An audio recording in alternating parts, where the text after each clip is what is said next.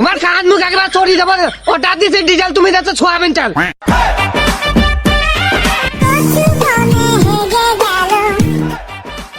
Hello, আমি শ্যাম বলছি, আপনি কিটা?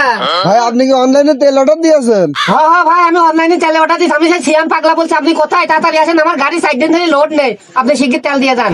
তা ভাইয়া আপনার পার্সেলটা কোন লোকেশনে পৌঁছে দেবো? ভাই আপনি কানার মোড়ে দাঁড়ান, আমি আসছি।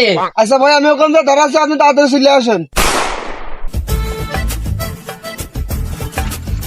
আরে ভাই বুঝলেন না, রাস্তায় তো জ্যাম, আসতে অনেক ঝামেলা হয়ে গেল।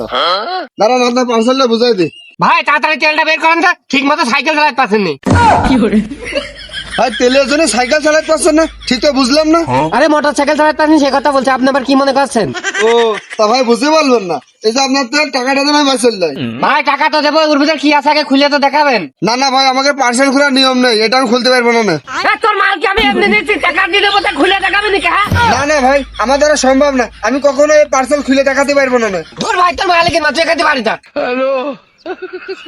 আর এমন একটা ঝামেলায় বললাম, এখন যদি মালটা না নেয় তাহলে আমার কোম্পানিতে কমিশনই দেবে না। দূর যা হয় হোক, খুলে দেখাবো।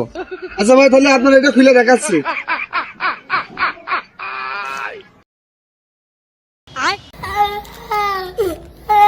এ ভাই তুই আমার কি দিলি? কে ভাই অনলাইনে অর্ডার করা তেল দিলাম। আরে অনলাইনে আমি ডিজেল অর্ডার দিচ্ছি, আবার সোয়াবিন তেল দিস কে? আরে ও তো যাই আছে তাই দিয়েছে, সোয়াবিন হলে তো আমি কি করবো? আর আমাদের তুই কি আমার সাথে আর কি খাবে? যাই তোর তো দেখে নি।